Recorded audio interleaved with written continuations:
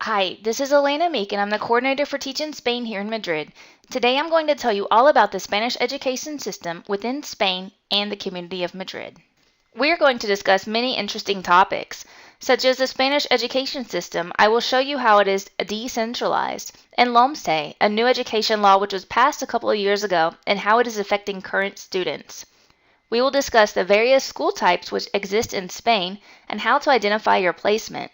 Next, we will talk about the program within the community of Madrid, its educational stages or grades, and a video of a young child in infantil who really wants to learn English. We will wrap it up by showing you a chart comparing the USA and Spain education systems, helpful websites, and vocabulary. In Spain, the education system is decentralized. This means that the powers are passed first from the state to the autonomous communities to the local administrations. So first off is a central government, and they are the ones responsible for the general organization and regulation of the system, minimum school requirements, international educational cooperation, policies to encourage research, regulation of academic and professional qualifications, and the administration of public institutions abroad. Next, the powers are devolved to the autonomous communities. There are 17, who are responsible for the setting up and authorization of institutions, the staff management, educational curriculum, teacher training, student guidance and support, and financial planning. And lastly, the powers are passed to the local administrations and the schools, who are responsible for maintaining the pre-primary and primary schools, the planning of extracurricular activities, and monitoring compulsory education, which in this case, in Spain, compulsory schooling is primary and secondary. L.O.M.C.E, a new education law, or Ley Orgánica para la Mejora de la Calidad Educativa. According to the Spanish government, the goal of this law is to address one of the top economic and social problems of Spain, which is 1. Its extremely high dropout rate, which is currently at 25% compared to the 13% EU average, and 2. Its extremely high youth unemployment rate, which is at 26%. At the same time, we have the share of young people ages 15 to 29 who are neither studying nor working. This number is at 23%, and it is the highest rate in advanced economies. These people here in Spain are called ninis because they ni estudian ni trabajan. Therefore, to address these problems, the education reform 1. Introduces early on performance tests to detect special learning difficulties. 2. It increases the flexibility of the student, and it allows them to adapt their degrees to their preference and educational trajectory. 3. It allows for external evaluations in order to increase quality. And 4. It gives more authority to the Spanish central government to carry out reforms. This is controversial because it means the regional governments, the local administrations, parents' associations, and school staff have less power. If you are interested to see how this L.O.M.C.E law affects the Spanish education system, you can go to this link to see this diagram in a larger format. School types. In Spain, there are 3 types of schools: state, publicly funded private, and religious schools. You are going to be working at a state school, which will be public, secular, and free of charge. Within the community of Madrid, there are 55% of students attending state schools. 43% of these schools are bilingual primary schools. Next off are the publicly funded private schools. These are called concertados because these schools receive state funds, and also the school staff invest their own personal funds in the school. The number of students who attend publicly funded private schools within the community of Madrid is at 30%. Last are the religious schools that are affiliated with the Catholic Church. Within the community of Madrid, there are 14% of students attending religious schools. Identifying your placement. You may be placed at a bilingual or non-bilingual school. This means if you are at a bilingual school, that all subjects are fair game to be taught in English minus math, Spanish language, and the second foreign language in secondary schools. If you are at a non-bilingual school, only English literature and language is taught in English, and the other subjects are taught in Spanish. You may be placed at a school with infantil to primary grades. This is called colegio and is primary school. You may be in a school with middle to high school grades. This is called secundaria or secondary. Or you may be at a school with all grades from infantil to high school. North American Language and Cultural Assistance in Spain program.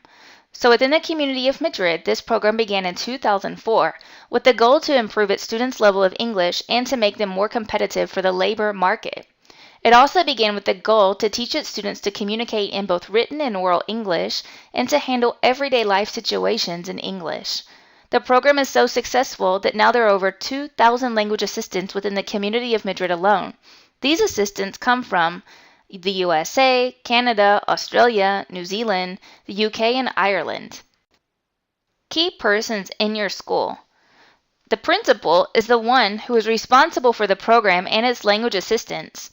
They appoint the coordinator, the deputy head of studies, or the head of the English department, and they task them with the responsibility of carrying out the program. Next is the coordinator, the deputy head of studies, or the department head of English, and they are responsible for implementing the program, for supervising the language assistants, and to coordinate all subjects taught in English, or the actual English subject itself. Next are your assigned teachers. You're going to be working with many different types of teachers. When the program begins in October, you will receive your schedule, and then you'll know the teachers in the classes with whom you are working the entire year. Now we are going to talk about the various stages of education. The first is infantil. You can see that it covers the first 6 years of childhood from 0 to 6 years old, and it is structured into 2 stages of 3 years each. So, from 0 to 3 years, babies can go to guarderia. This is the U.S. equivalent of nursery school. Then from 3 to 6, the children go to infantil, or the U.S. equivalent of preschool or kindergarten. You may be placed with students in infantil, but not with the guarderia. It is important to note that in Spain, primary and secondary education is compulsory. This means that students are obligated from age 6 to 16 to attend school. So, primary education is from age 6 to 12 years old. In the U.S., these are our grades 1st to 6th. It is also important to note that 1/3 of the 25-hour weekly schedule is taught in English in the community of Madrid. However, in reality, what happens is it is up to 40% of the 25-hour weekly schedule taught in English. If you are at a bilingual school, you may be teaching one or more of these subjects in English. If you are at a non-bilingual school, you are solely supporting the English department and therefore teaching the English class. Only math and Spanish language cannot be taught in English. Obligatory secondary education. So this is from age 12 to 16 years old, or the equivalent of U.S. grades 7th to 10th. If you are at a bilingual school, you may be teaching one or more of these subjects in English. Also, all students enrolled in a bilingual school will study in the bilingual section or in the bilingual program. In the bilingual section, students study 1 hour of English language and literature each day, and 1/3 of weekly teaching is in English.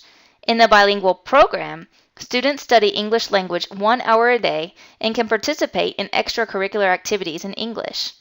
If you are at a non-bilingual school, you are supporting the English department and teaching its English classes.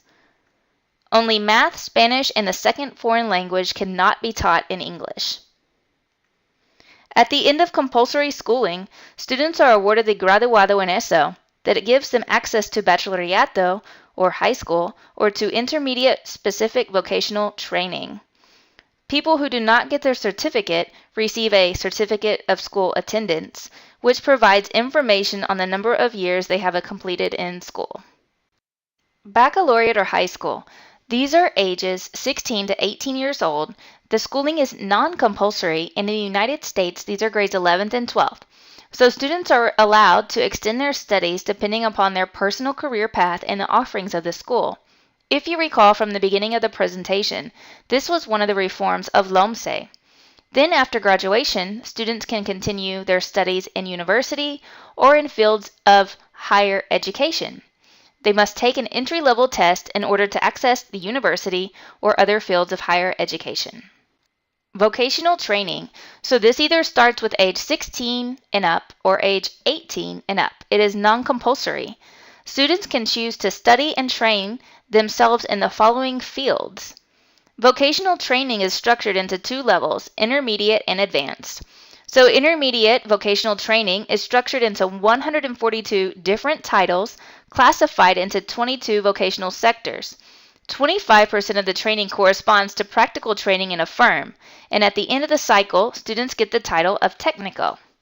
Then, advanced specific vocational training is a direct access for those who have graduated from baccalaureate or high school or have access through a test. At the end of the cycle, students get the title of técnico superior. Then, after completion of higher level studies, students can go on to university or to other fields of higher education. University or higher education. This is from age 18 and up and is non-compulsory. Students who study in the university can obtain their bachelor, master, or doctorate degree. Students who study in higher education can obtain a degree in one of the following fields. The photo you see below is of the Universidad Carlos III de Madrid. This is where the CIEE Madrid Study Center also has a program for its students. Now we are going to watch a short video of a student in Infantil who absolutely loves speaking in English.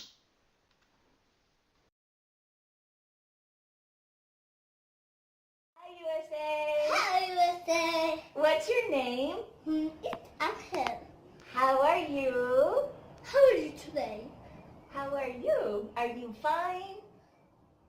Fine. How many years old are you? 5, 4, 3, 10, 5. 5 years old. What's your favorite animal? Get. A cat. And what's your favorite song? Head and shoulders, knees and toes. It's Halloween. Really? Can you sing it? Halloween, who's that coming? I see you, vampire. I see you, vampire. Ha ha ha ha. It's Halloween, who's that coming? I see you, skeleton. I see you, skeleton. I see you, skeleton. Bye bye USA! Bye bye, USA. Bye bye! Échatelo fenomenal.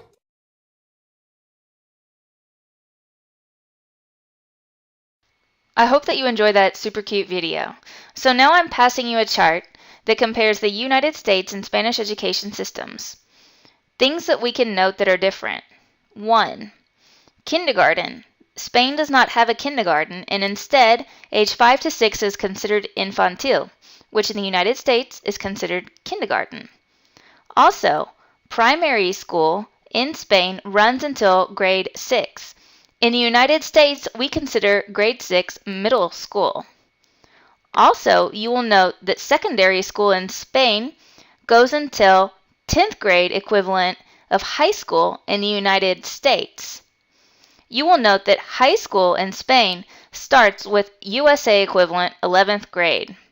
Then we also have vocational training and the university, which more or less start at the same ages in both countries. Now I would like to provide you with some helpful websites. The first is the Spanish Ministry of Education. So this is the main website for education within all of Spain. They also have a nice article on the teachings of the education system in Spain. Breaking it down, we go to the Community of Madrid Regional Ministry of Education and its website, and also the page for the auxiliars of the Community of Madrid.